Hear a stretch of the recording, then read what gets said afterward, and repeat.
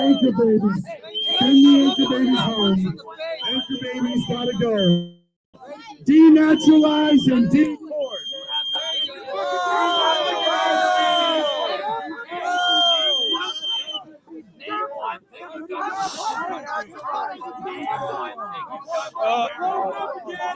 Yeah. Send them back! Send them back! Send them back!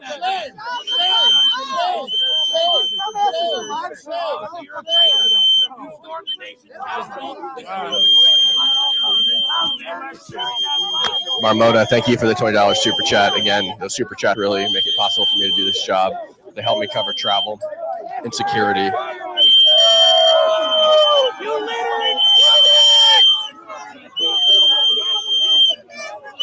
You fucking hate farmers now too? You fucking hate the forest? You fucking hate farmers, you dick!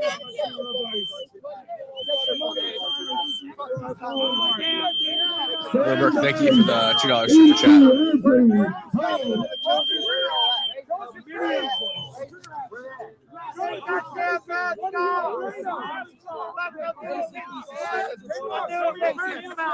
What are you afraid of?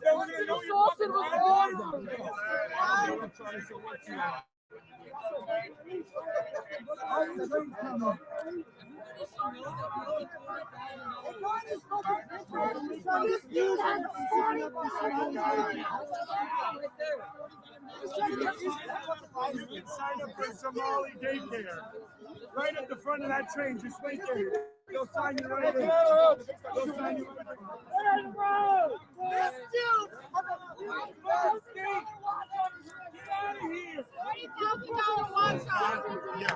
You're not an American. You're not an American. You need to be deported. White liberals need to be deported. My people conquered this land and we want you gone, you fucking scumbag! In the name of social justice, in the name of being politically correct, you guys replace their children's children with violent Somali Mogadishu mongrels. In the name of just being a nice person, white liberal women have voted us into tyranny. Zoran Mandami swore himself in on a okay? Can you imagine that? In the United States of America, in the country that was attacked 9/11 by violent Muslims, we have now a Muslim mayor. Our country's under the Great Replacement. And these people ICE would kill you just as soon as they kill anybody else. What are you talking about? ICE loves me. Yeah, you are ICE loves me. But they'll kill you eventually. Right. Get rid of these anchor babies. Get rid of these anchor babies. Deport all these anchor babies. Deport all these anchor babies. Deport all these anchor babies. Patriots, these guys will call your family. They'll comment on your Facebook post. They may dox your profile. But come on, come and get it. Come and get it, motherfuckers. My name is Jaden Scott. Come and get it. Come and get it, guys. We're not scared. You will not be outside. Right you never walked around in St. Paul. You never walked around in Minneapolis. You're not outside. You're not outside. This is what happens when you let You're not outside and you live in the suburbs. When you're not outside and you live in the suburbs, you think anything you can do anything. It's not like that. You think you can do anything. Here, Cam, and this is what it looks like. People that hate our country, antithetical to the American way of life. And it's being brought about by the woke mind virus. They're looking to replace themselves. I'm more American than you. This guy's not even American. You are more American. This guy's not even an The American. Great Replacement. This guy's not even More American. 1970, Minnesota was 95% white. We are now under 30%. You're fucking stupid! Look at this. Show me! Fuck all of you! You're all racist fucks! White liberal Piece of shit! You're a fucking disgrace! Your grandchildren Die will be slow, black motherfuckers! Muslims. Die Your slow! grandchildren will be black Muslims. Be proud of who you are. I hope Be so! proud of who you And I are. hope they fucking do it like fuck you! Quiet, piggy! Quiet, piggy. Shoot this motherfucker! Quiet, piggy. They're not with Quiet, you. piggy. They're not with you. You're a fucking piece of shit! You talk to your mom like that, motherfucker? Just You got a fucking problem? Just the white liberal women. Fuck you! Just the white What fat. do you got to say to me?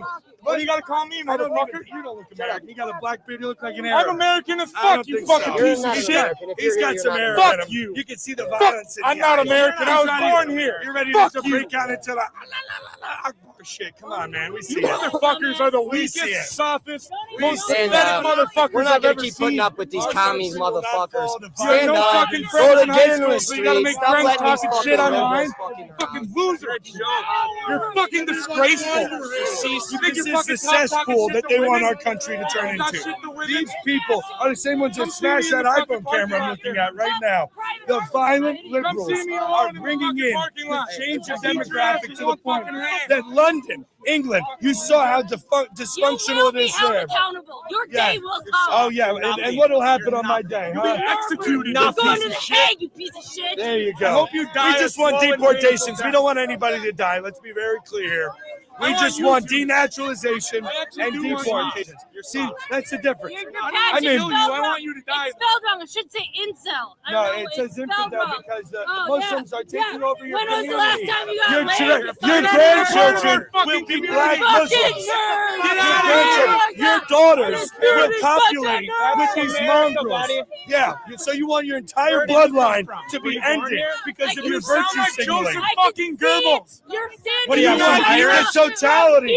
God set us apart in nations, and that's why He separated us in Babylon. To be clear, I don't condone No, what you're you're saying. being replaced, and you're voting for it. You're voting for I'm just your documenting. Me, I'm an American. I think we're even further to the right than the Nazis were. We're Americans. We're proud. We beat the shit out of the Nazis. We want our country back. We don't want all these mongrels here. And we don't want the white liberals voting it in. Beta male. We are conquerors. I want my country We are back. more than conquerors in Christ Jesus. Oh yeah. You don't Says very Native the guy with American protect Why don't we gray give it back hair. to the people who were here originally? You dumb fuck! You Piggy, dumb quiet down, Don't fucking Piggy. talk to her like that. You're Is big and that- tough against fucking women. Is that your little slam pig when you get like 8 shots deep at the bar? That's who you go home with? You're blackout drunk. You're fucking two. Come on, Big talker. why are all the Big talker. liberals? We got all this Why are all the motherfucker liberals? behind you. Why are all the liberals?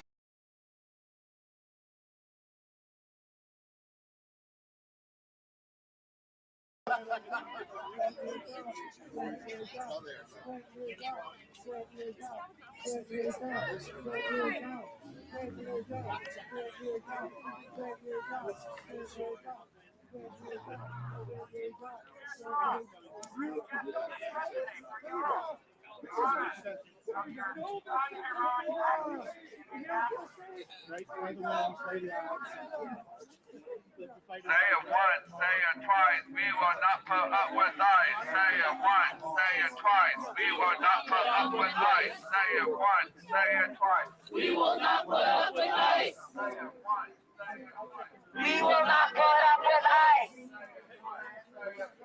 We will not put up with lies. Say it once, say it twice, we will not put up with lies. Does anyone know anybody that has salt for this side of the road?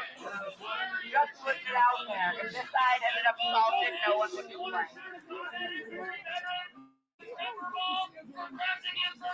Okay, we're going to talk to MnDOT because this is a safety hazard.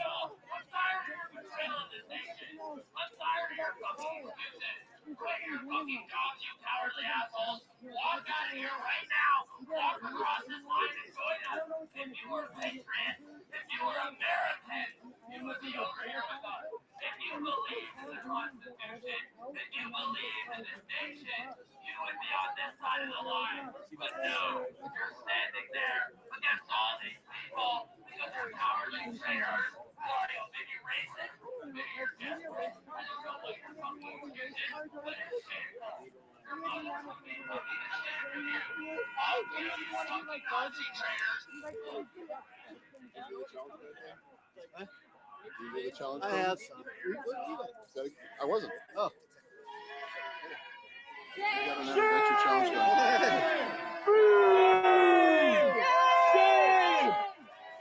Shame! Shame!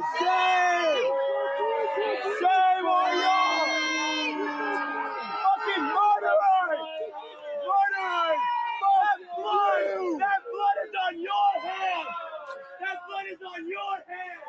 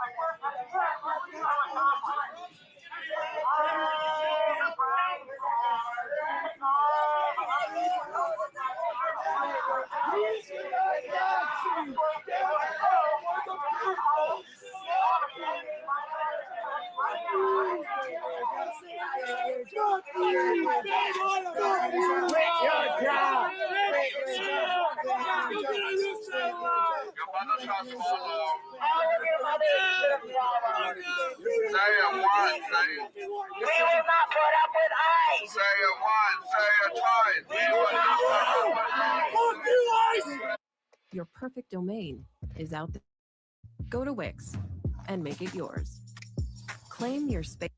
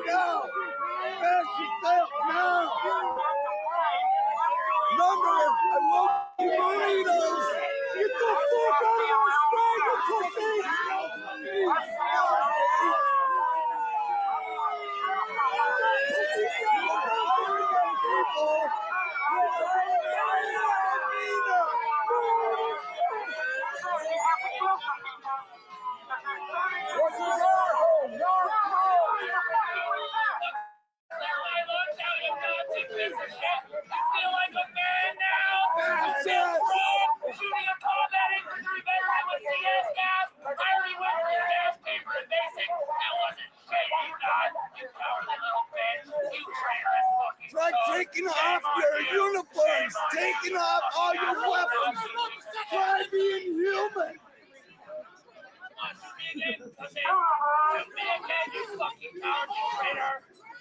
Why are you afraid to speak? This is our home, You know my state. Fuck you.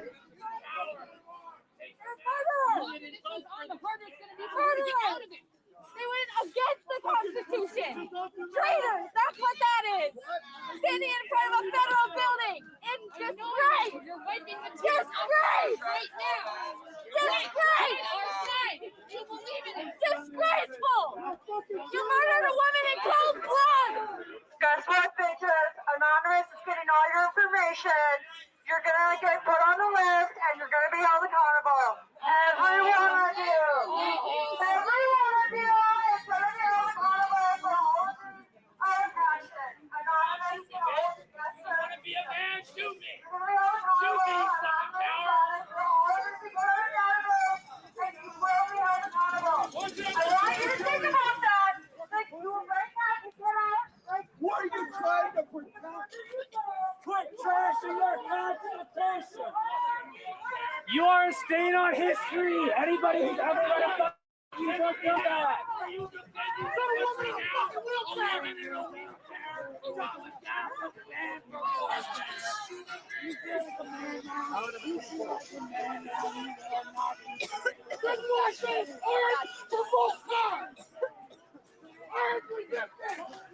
Sand, you gotta help out. I gotta take off. I dropped a couple off here.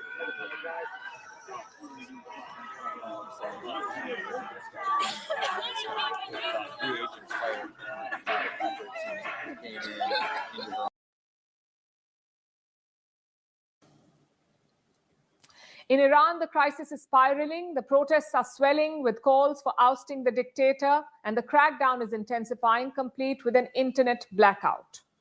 It is day 13 of the protest.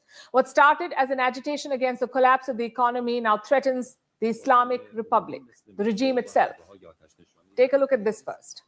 پایین آوردن پرچم مشهد تبرسی 17 دیما جاوید شاه.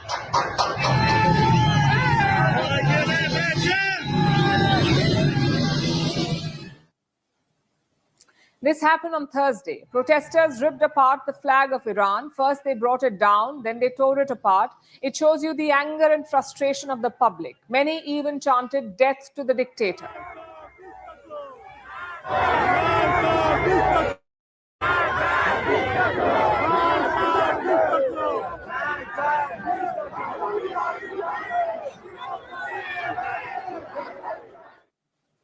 Then the same night, Iran went offline. The country plunged into an internet blackout. There was no official reason why, but it's not so hard to figure out because Iran has seen this before. The government has blocked the internet in the past, especially during protests. But this time, even a blackout could not stop the people. Videos of the unrest continue to emerge from Iran. They show massive demonstrations with protesters burning vehicles.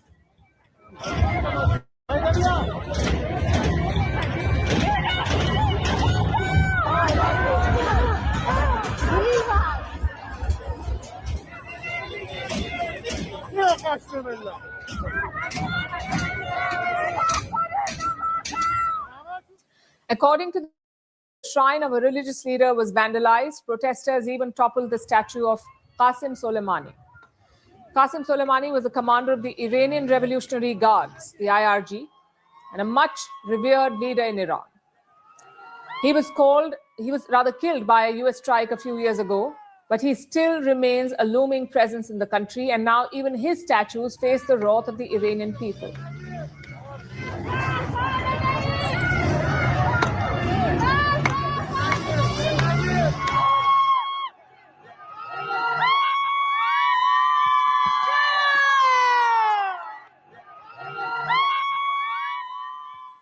So is this shaking the regime?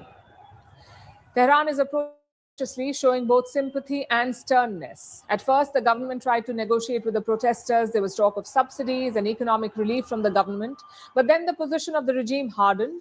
They started cracking down. Iran's police clashed with the protesters. There are no official numbers on the casualties, but reports suggest 45 people have been killed, including children. 45 people killed. Iran's supreme leader has slammed the protests. That is Ayatollah Ali Khamenei. Just hours ago, he delivered a speech on state TV. He slammed the so-called vandals, and he said the regime won't back down.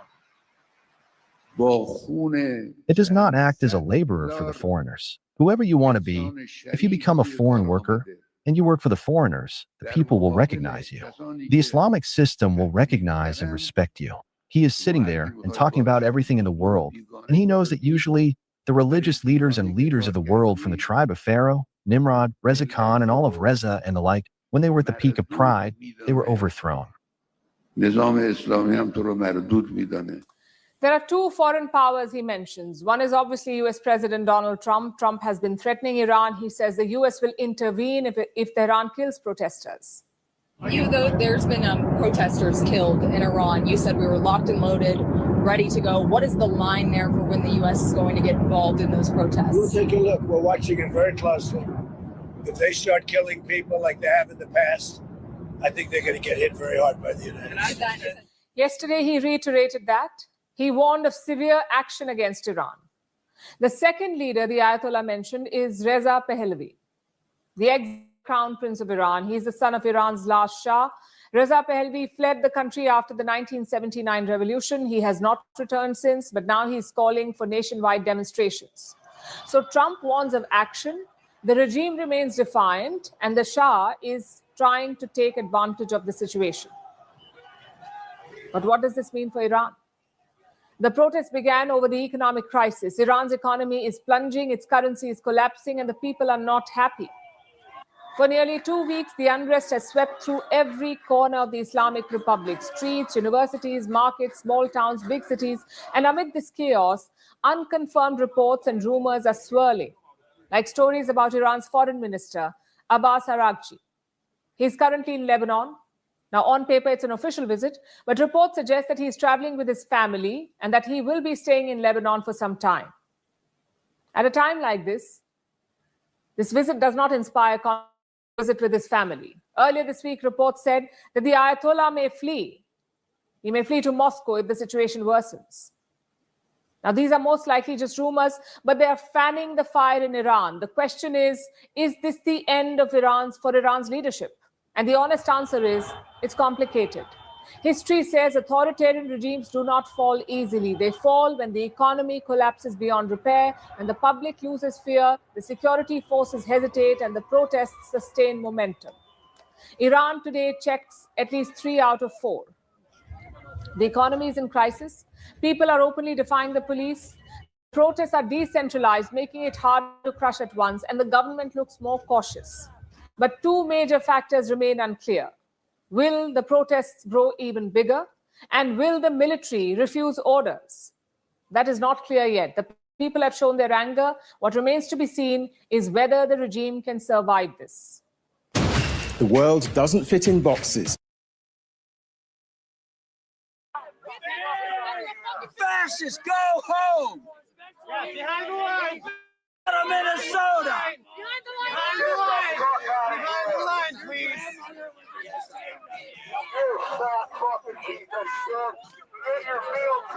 You act like you hard! Fascists, go home! You feel tough now? You act like you hard! You feel tough? People need to fucking show up with guns to face you guys. It's fucking time for an armed resistance against the United States of America. Take your mask off. This is done. We're done. You're fucking murderers. You shot a woman in a wheelchair. We need to fucking come back with fucking weapons. Go to the gun store, get a gun, learn how to use it, and fucking face you guys man to man.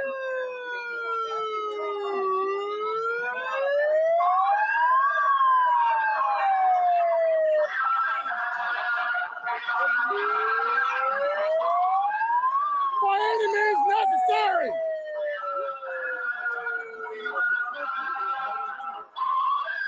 Mr. Red, White, and Blue isn't coming to save us.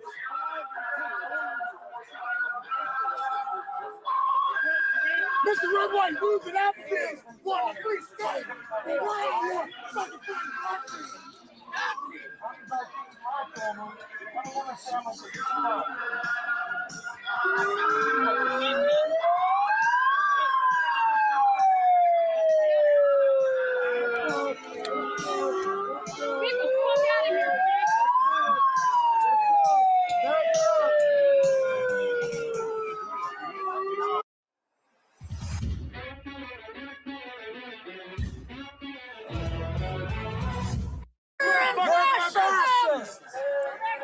You support murder and fascism! Go back where you fucking came from! Inbred pieces of shit! We don't want you here! Supporting murder and fascism!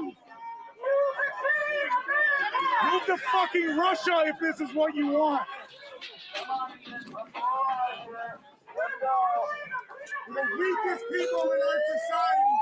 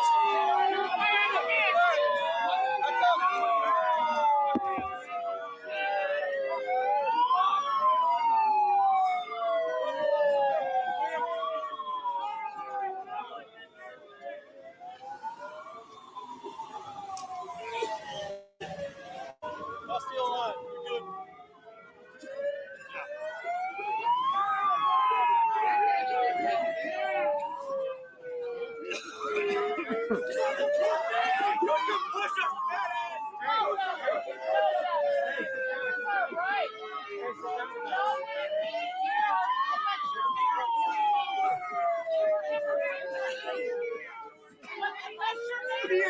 of yourself. Nazi. This weapon. That was nothing. The captain in the army was worse than you. You traitorous fuck. We are such a push out of this shit by yourself. Unarmed civilian. Go home. You are a state right now.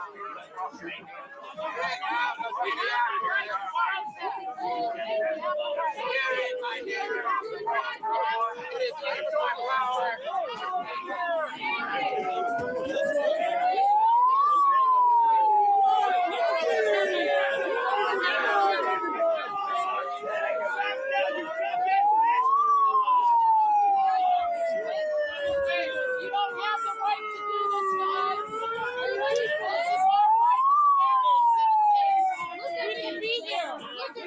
We can be here.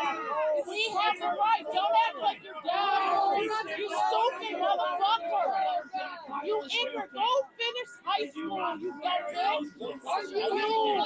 dumb bitch. You. Show your face. Show your face, dummy. Show your face. Heads up, heads up.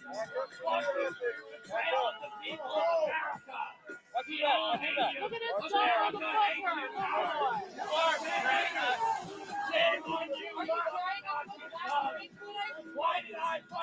You want to engage in a real conversation, do that. Act like a grown-up. Act like an adult. Act like an adult and engage in a real conversation. Look at that.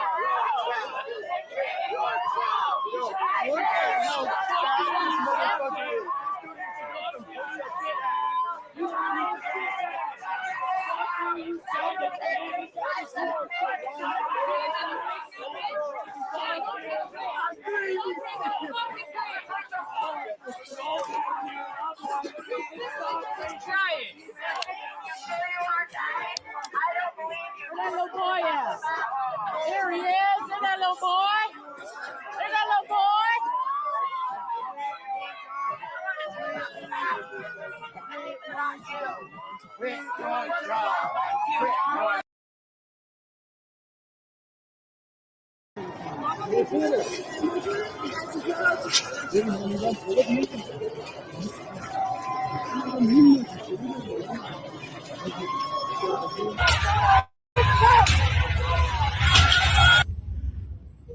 وای صدا سیماس میبینین آتیشش زدن ایول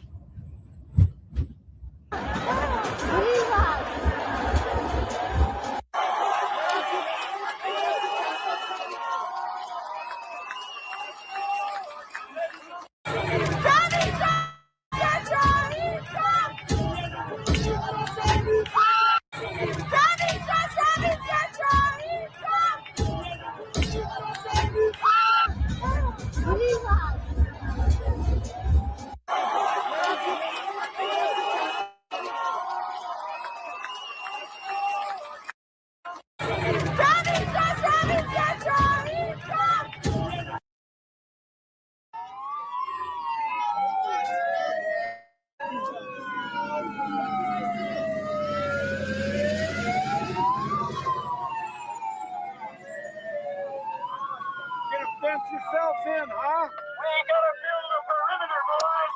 Yeah, we're free.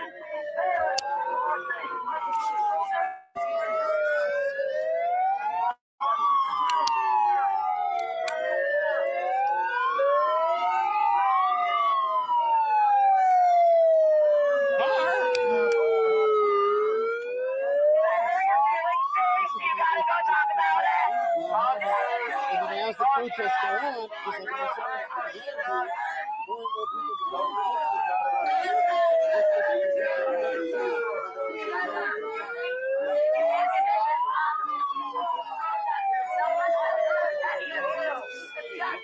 Could you undo like a little bit of extra cable for me? state benefit $75 million for ICE. One of the most fucking militaries in the world. Why?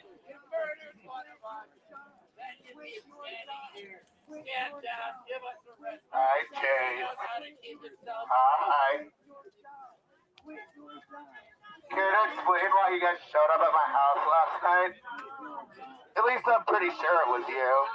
I've never seen two silver Tahoes parked on my street ever in my life in my 15 years of living in South Minneapolis. It's kind of fucking weird, actually. Oh! Got a tough welding job? Titanium welders from Harbor Freight make it easy. They're simple to set up and use with smart.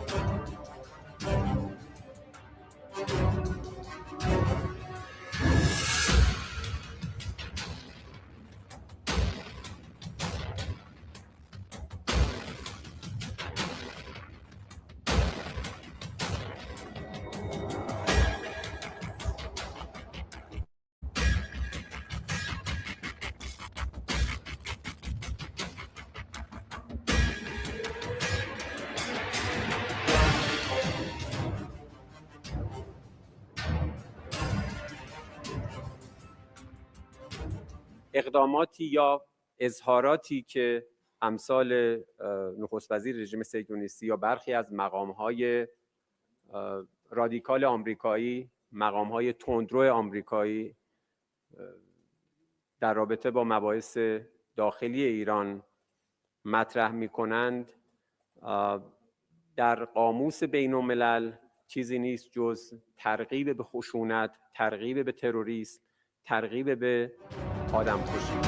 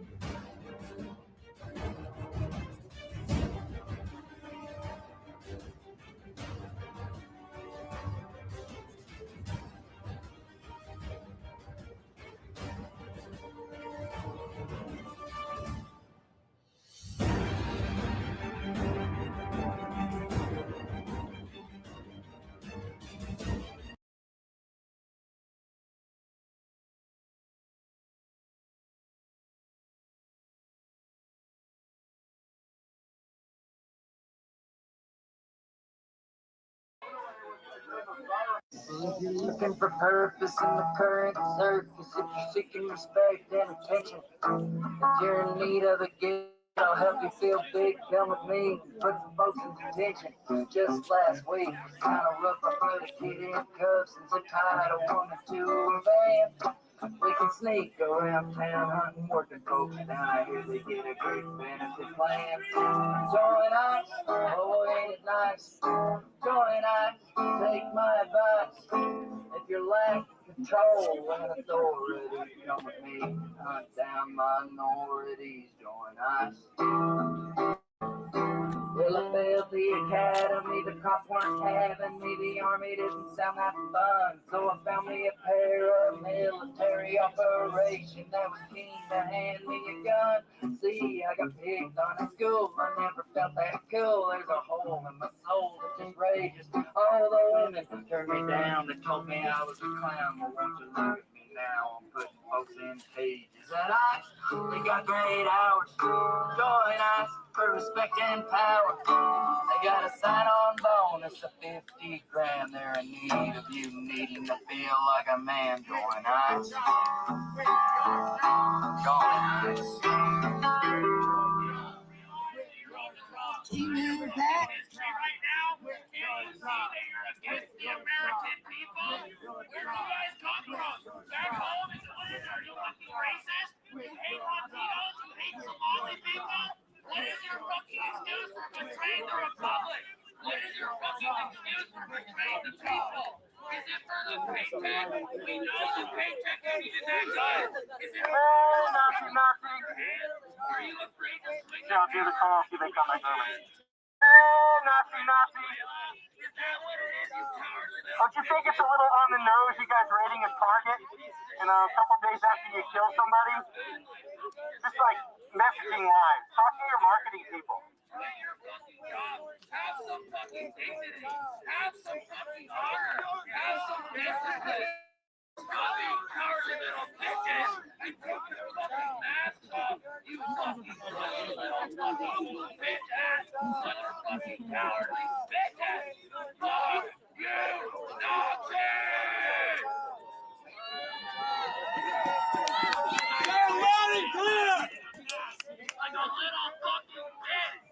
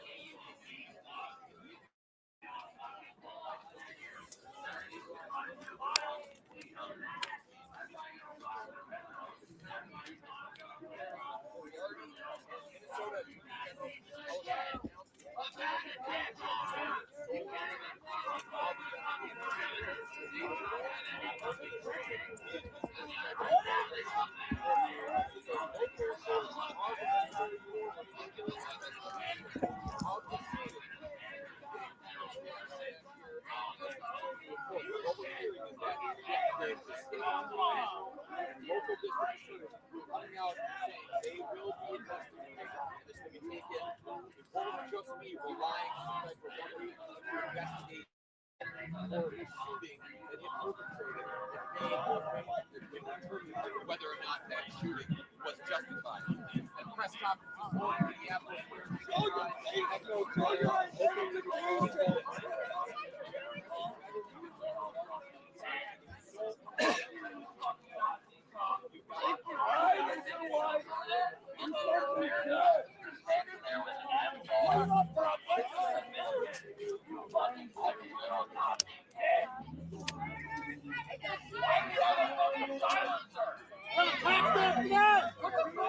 Are you a Navy SEAL? No, you're a Navy SEal. You fuck asshole.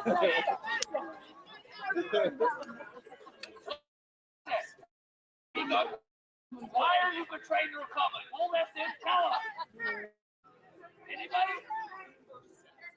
Anybody have the courage to defend their actions? It's a funny-looking clown suit you're all wearing. Why are you all wearing masks? Are you a coward?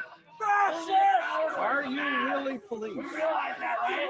No. You see me wearing a mask? That's right. I yelled at Hexet. I yelled at Kash Patel. I yelled at every fucking leader of the Heritage Foundation. I yell at senators. But do you see me wearing a mask and hiding? No, because I'm not a cowardly little bitch like you. Shame on you, you fucking Nazi traitors. Shame! Take your fucking mask off. At least have a fucking spine. We know you're not.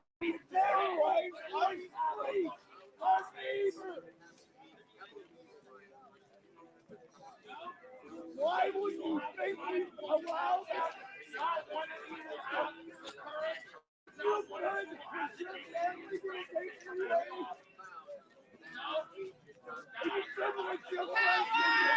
Who are you defending? We are U.S. citizens and you're pointing weapons at us.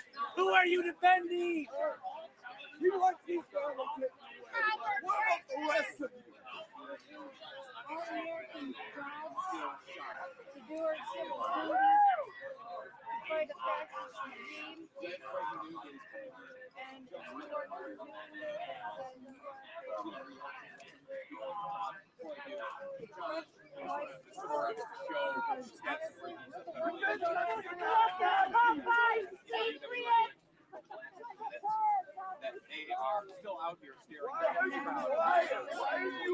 evolved into a broader rupture These images of Iranian protesters marching and chanting slogans in northeastern city of Boshnor paint a grim picture.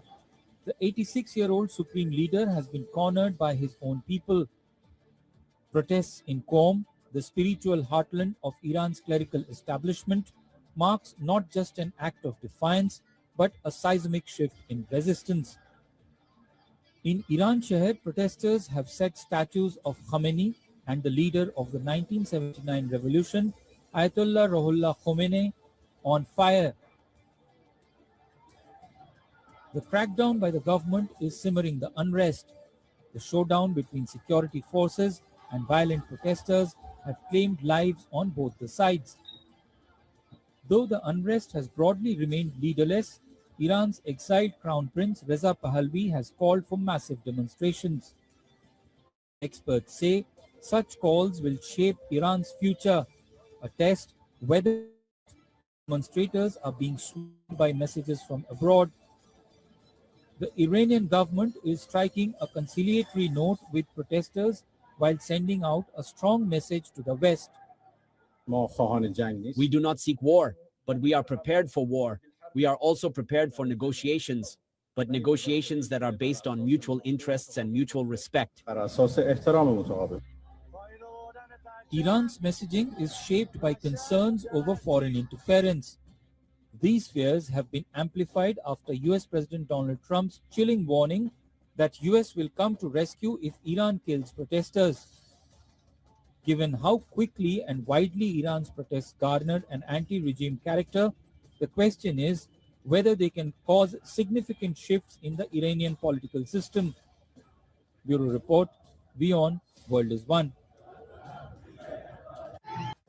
All right, now Iran is witnessing some widespread merchant strikes, escalating protests on the streets, and also a security response nationwide.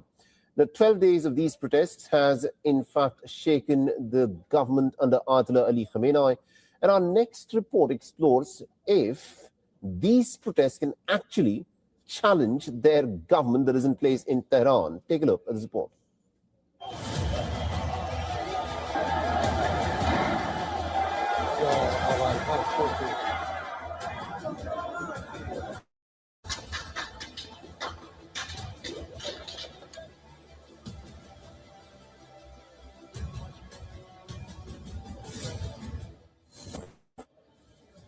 What began with merchant strikes and shop closures in Tehran's Grand Bazaar have spiraled into nationwide protests. Currency collapse, Rial slipping to record lows, rising prices, chronic water shortages, and opposition to the Islamic Republic have forced people to come out of the shadows. Iran is on the boil. Violent protests have gripped the nation. At least 30 provinces are up in the arms.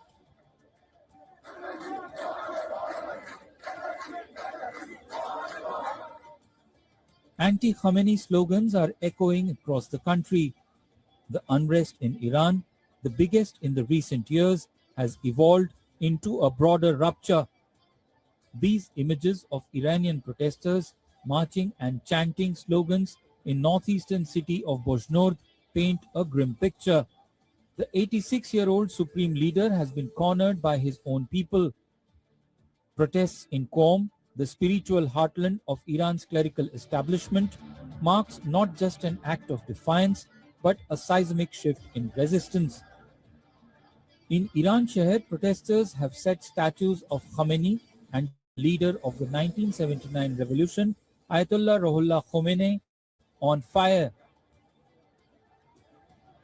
The crackdown by the government is simultaneous. The showdown between security forces and violent protesters have claimed lives on both the sides. Though the unrest has broadly remained leaderless, Iran's exiled Crown Prince Reza Pahlavi has called for massive demonstrations. Experts say such calls will shape Iran's future, a test whether or not demonstrators are being swayed by messages from abroad. The Iranian government is striking a conciliatory note with protesters while sending out a strong message to the West. We do not seek war, but we are prepared for war. We are also prepared for negotiations, but negotiations that are based on mutual interests and mutual respect. Iran's messaging is shaped by concerns over foreign interference. These fears have been amplified after US President Donald Trump's chilling warning the US will come to rescue if Iran kills protesters. Given how quickly and widely Iran's protests garner an anti-regime character, the question is whether they can cause significant shifts in the Iranian political system. Bureau Report, WION, World is One. All right, now joining us live from Tehran is Mr. Yusuf Jalali. He's a journalist and he is joining us on WION. Mr. Jalali, thank you very much indeed for joining us on this broadcast. Now, first of all, tell us, there are reports that the Iranian government is probably planning a shutdown of the internet in order to try and stop these protests. How widespread are these protests? And also talk to us about the incidents of violence where a policeman today has apparently been stabbed to death by the protester. What's happening on that front? Who is fomenting the violence there? And how is the Iranian government trying to put a lid on these protests? Well, of course, regarding this colonel who was stabbed to death by protesters while he was engaged in quelling the protests, his name was Shaheen Dehwan, Colonel Shaheen Dehwan, from the city of Malard. And he was, of course, engaged in trying to stop the protesters, and he was stabbed to death in the city of Malard. And so far, the Iranian government has not provided any information regarding who was behind this incident, but it blamed it on the rioters, what he calls rioters, and called this colonel a martyr in the path of defending the country's national security.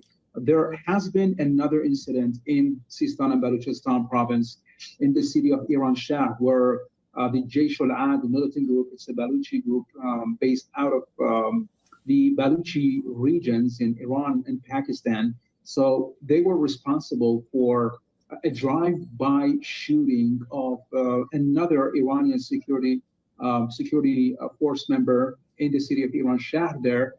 And he was killed by those people, and Iran again was not able to track down those perpetrators behind that incident. But of course, we have been seeing several such incidents taking place, heavy clashes between security forces, and of course the protesters across the country. It really took a turn now. The protests have largely in effect across the country in all provinces, towns, and cities, especially in the western provinces, which are located close to the Iraqi Kurdish regions. So those areas are very much the hotspot of all this violence between the protesters and security forces. Interesting. Now, also tell us about who's leading these protests. Are these protests completely organic, driven by the economic crisis because of the plummeting real? Or is there a leadership, that's in fact guiding these protests? And what role does Reza Shah Pahlavi actually play? How is he viewed by the common people in Iran? And how does the Iranian government in Tehran view him?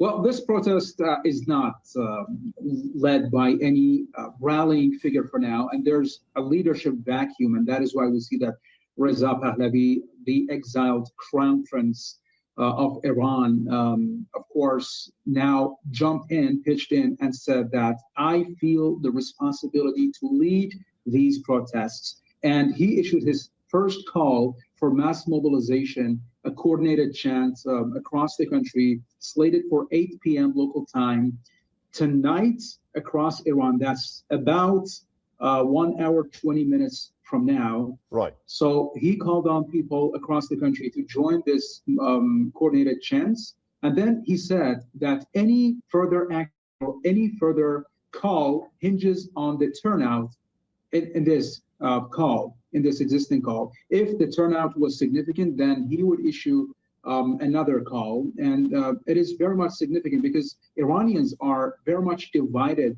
regarding the popularity and the charisma of Mr. Reza Pahlavi. Some believe that he is a Western puppet, and some others believe that he is the savior for these ongoing protests. All right, very interesting. Just before we let you go, there were reports that there could be an internet clampdown in order to put a lid on these protests. Are you picking up any information about any internet shutdowns within Iran by the government there?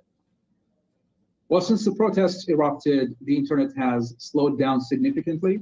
And especially following the call by Reza Pahlavi, we saw a significant drop in the speed of the internet across the country now. The Telegram channels, which keep covering the protests and, of course, publishing news and developments about these ongoing protests, have reported on their channels that the number of views of those posts, Telegram posts, have dropped significantly, and that came following the internet slowdown or shutdown. Indeed, Yusuf Jalali, thank you very much indeed for joining from Tehran and getting us that perspective there. Now, Iran is witnessing some expanding merchant strikes, escalating protests, and also a security response. 12 days have taken the authorities under the government in Tehran, and our next report tells you if Iran has it in it to overcome the challenge posed by the protesters. Take a look at this report.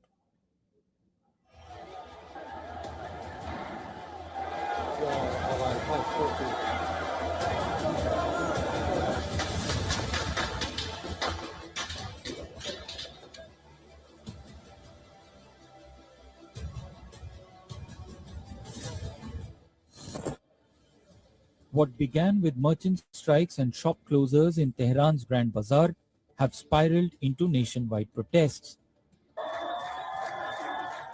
Currency collapse, rial slipping to record lows, rising prices, chronic water shortages, and opposition to the Islamic Republic have forced people to come out of the shadows. Iran is on the boil. Violent protests have gripped the nation. At least 30 provinces are up in the arms.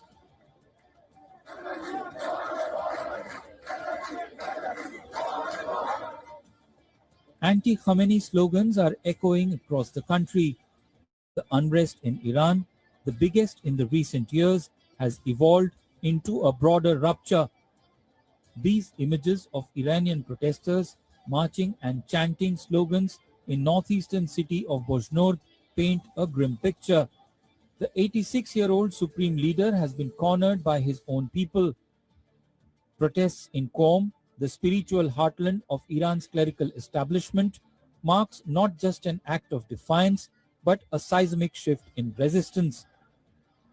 In Iran Sheher, protesters have set statues of Khamenei and the leader of the 1979 revolution, Ayatollah Ruhollah Khomeini, on fire. The crackdown by the government is simmering the unrest.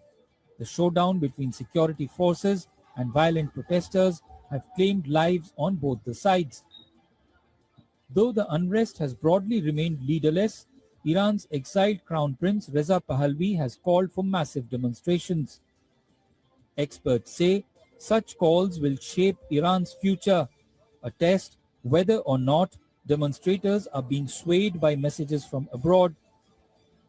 The Iranian government is striking a conciliatory note with protesters while sending out a strong message to the West.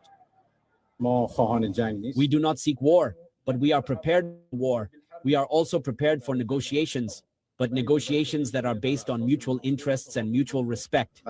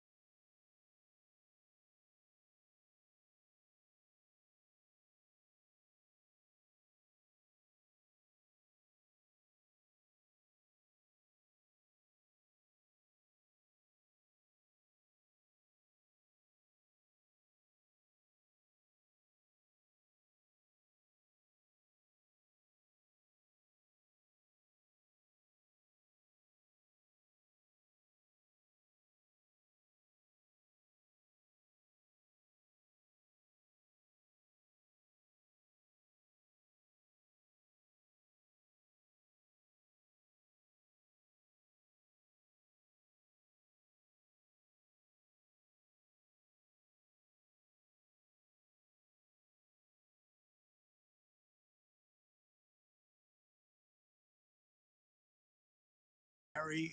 Barry's the one that told me this. Yeah, he's a champion, you know, and in a lot of ways. So, story. Certainly, it's me as an explorationist. You know, everybody has that in their blood, and you know, it is a very exciting country and a lot of reserves, and so it's got its challenges, and the industry knows how to handle that. And like Darren said, you know, you go into your eyes open and do the best you can with the team you got.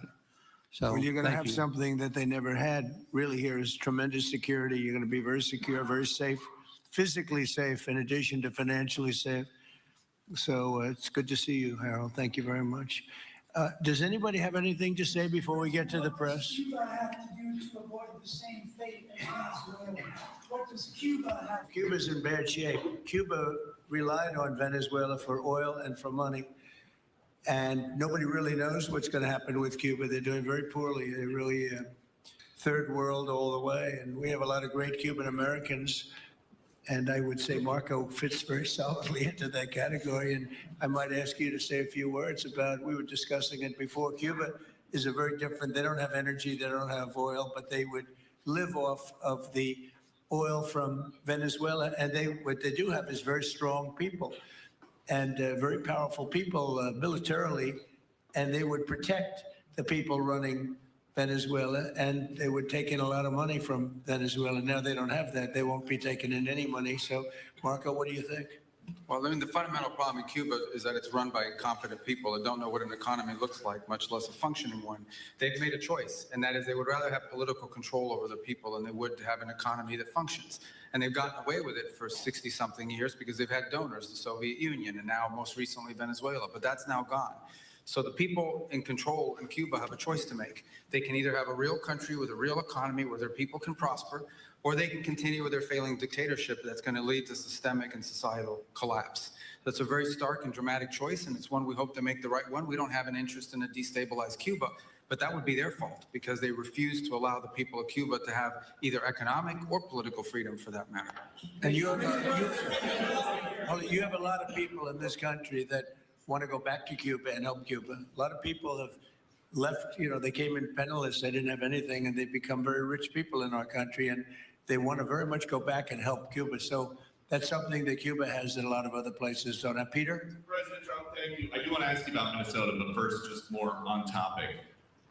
President Zelensky said that he was watching with the rest of the world as you made this order to go and capture Nicolas Maduro. And he said, if that's how it works with dictators, then the United States knows what to do next.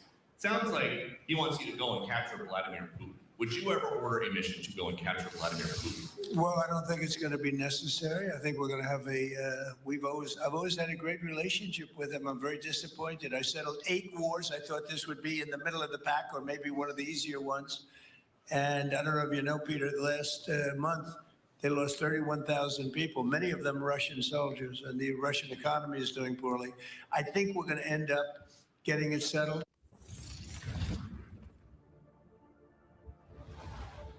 New Eden, a universe brimming with possibility and rife with adventure.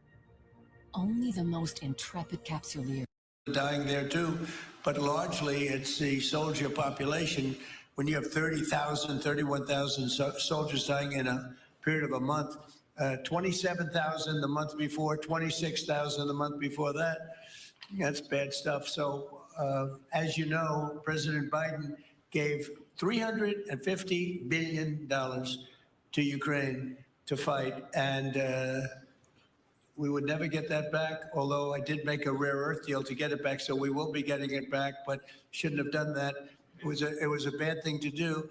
I will say that right now, because I was able to get NATO to up GDP from 2% to 5%, NATO's got a lot of money and they're paying for everything. We're not losing any money. We're making a lot of money, I guess, if you think of it, because we're selling them military equipment. They're probably giving it to Ukraine, but we're selling them to NATO military equipment. We're getting full price and all of that, but that's not a big deal to me. What is a big deal is stopping a war where 30,000 people are being killed every single month. And on Minnesota, the vice president yesterday suggested that Renee Good, who was ICE officer, was part of a broad left-wing network. What has your team told you about this broad left-wing network? Who is in charge of it? Who's part of it? What's it called? Well, I haven't seen the vice president's statement, but he's generally very accurate. I hate to say it. Look, I watched that yesterday, and there were a lot of different forms to it. But there was a woman screaming, shame, shame, shame, shame. She was a agitator, probably a paid agitator, but in my opinion, she was an agitator, a very high-level agitator, so professional. She wouldn't stop screaming. I said, this isn't a normal situation. This is a professional troublemaker. Because you heard it and I had it. Now, I will say this, the news sort of turned her down, turned her off, because you're trying to watch. She was so loud and so crazy and just not normal. When somebody sees something like that, they don't go screaming and the same words. So I guess you could say professional, but I didn't think she did a very good job. You have agitators, and we will always be protecting ICE, and we're always going to be protecting our Border Patrol and our law enforcement. Thank you, Mr. President. Mr. President, in your conversations with these oil executives today, do you provide any security guarantees so that they can do their work safely in Venezuela? Yeah. And separately, Mr. President, they will have those guarantees, yes. And separately, Mr. President, I'm curious in terms of the future of Venezuela. Do you see Venezuela, now led by Delcy Rodriguez, as an ally of the U.S.? Is that the way that you view that country? Well, right now they seem to be an ally, and I think it'll continue to be an ally. And we don't want to have Russia there. We don't want to have China there. And by the way, we don't want Russia or China going to Greenland, which if we don't take Greenland, you're going to have Russia or China as your next door neighbor. That's not going to happen.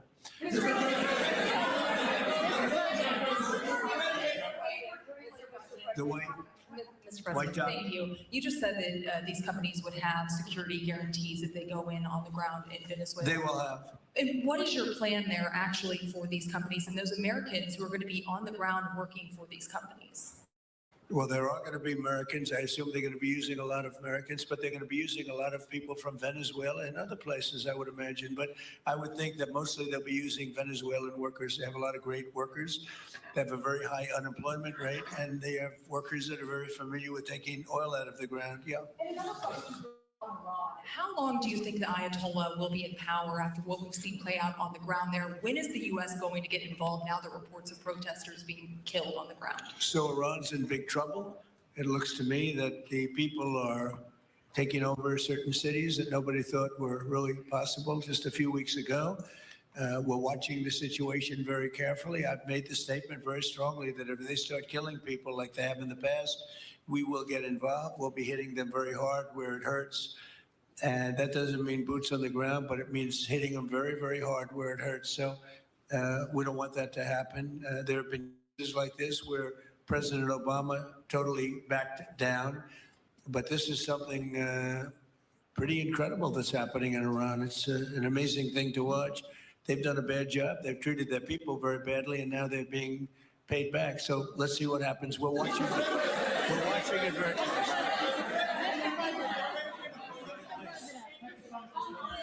Yes, go ahead. Thank you so much, Mr. President. Do you have any comments in reaction to the recent attacks by the Syrian government alignment groups against US-backed Kurdish forces in Aleppo, Syria, which killed dozens of civilians and displacing many families? Does your administration bring peace between the Kurds and the Syrian government? I want to see peace, yes, I do. The Kurds and the Syrian government, we get along with both, as you know very well. They have been natural enemies over the years, but we get along both, and we want to see Syria succeed. And so far, I think they are succeeding, but this is just breaking out, and we want to see that stopped. Go ahead, please. Gustavo Petro in a few weeks. Do you hope this meeting with Gustavo Petro marks a new chapter, a new beginning in the benefit of the U.S. and Colombia relationship? What country? Colombia, with the president of Colombia, Gustavo Petro. I had a very good talk with him yesterday, and he's been very hostile to us and to the nation and to me, called me a dictator and lots of other things. called Biden some terrible names, far worse than he called me. But he called yesterday through people, and he wants to meet, and that's fine with me. I've made up with people also, you know. So we're going to have a meeting with him. We had a very good conversation. The people of Colombia are incredible people. Marco would know that better than anybody because he's married to a woman from Colombia. And I don't mean Columbia University. That would be, I'm not sure. I think I like Columbia, the country, better, if you want to know the truth. The people are, hold it. The people are great people. I look forward to meeting with them. We're going to meet in the very near future. Would you meet the interim president of Venezuela here in the White House? Would you greet her to discuss the fate of the oil? Yeah, well, I'm going to meet a lot of people, and we're going to meet, you know, we meet a lot of people. When you end 8 wars, you get to know a lot of people, and I think it's very important. As an example, we have over $18 trillion. Think of that, $18 trillion coming into our country. A lot of that's coming in from foreign countries like Saudi Arabia and Qatar and UAE and others. And I get to meet a lot of people, but I will be meeting with various representatives of Venezuela, probably pretty soon. We haven't set that up. But the relationship that we have with the people that are currently running Venezuela is very good. We also have a young lady that received the Nobel Peace Prize. She's going to come in and pay her regards to our country, really, to me. But, you know, I'm a representative of the country, nothing else.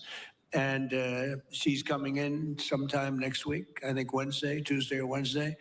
And we'll see how that is. But no, we're dealing with the people from Venezuela. We're dealing with them very well. I think they've been very smart in the way they've dealt with us, frankly, because that whole place could have been obliterated with one more. Didn't want to do that. Thank you so much. I have a question for you on Minneapolis, but on Venezuela and your meeting with Machado next week. If she gives you her Nobel Peace Prize, will that change your view about that country? Well, I have to speak to her. I mean, I'm going to have to speak to her. She might be involved in some aspect of it. I will have to speak to her. I think it's very nice that she wants to come in, and that's what I understand the reason is, because Norway is very embarrassed by what took place. I mean, they're getting decimated. Look, whether people like Trump or don't like Trump, I settled 8 wars, big ones, some going on for 36 years, 32 years, 31 years, 28 years, 25 years, some just getting ready to start, like India and Pakistan, where already 8 jets were shot out of the air. And I got it done in rapid order without nuclear weapons. I can't think of anybody in history that should get the Nobel Prize more than me. And I don't want to be bragging, but nobody else settled wars. Obama got the Nobel Prize. He had no idea why. He still has no idea. He walks around and he says, I got the Nobel Prize. Why did he get a Nobel Prize? He got it almost immediately upon attaining office, and he didn't do anything, and he was a bad president. So, I mean, you should get the Nobel Prize for every war you stopped. These were major wars. These were wars that nobody thought could be stopped. President Putin called me and he said about the wars that he's been trying to stop them for 10 years. He wasn't able to do it. He couldn't believe it. So in theory, you should get the Nobel Prize for every war you stopped. Every one of them was major. But I don't care about that. What I care about is saving lives. I've saved tens of millions of lives. You know, the Prime Minister of Pakistan came here and he made a very public statement.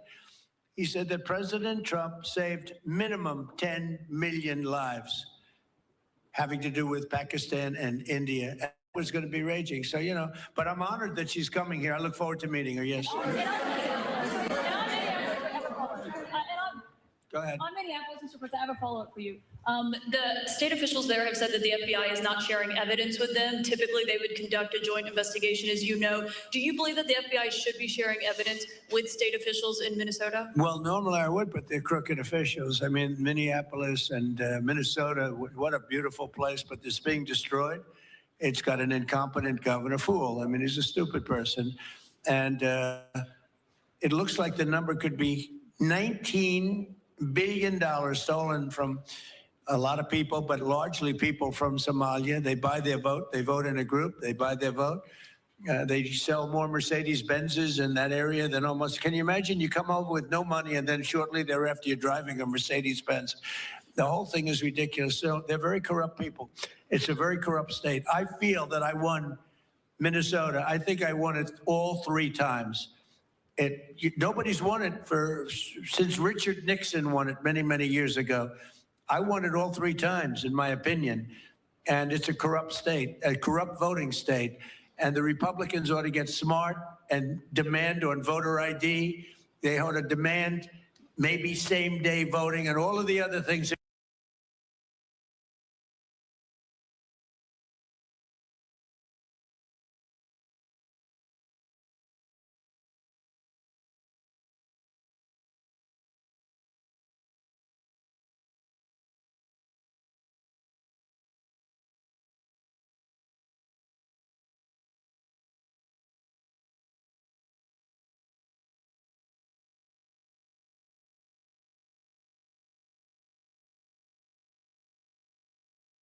Incompetent governor.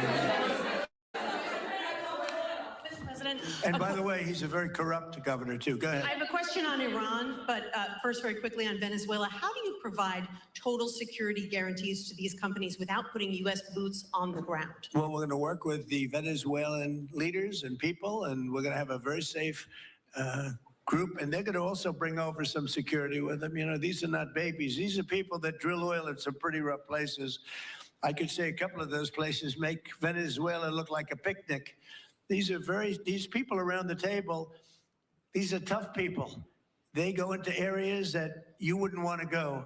They go into areas that if they invited me, I'd say, no, thanks. I'll see you back in Palm Beach. No, this is a tough group of people. They know how to do it. But we are, in addition to that, we'll have very good security for them. We're going to make sure there's very, very good security. And I think the people of Venezuela are going to give you very good security. You know, the people, now I'm not talking even leadership, the people of Venezuela are going wild over this. They named a street after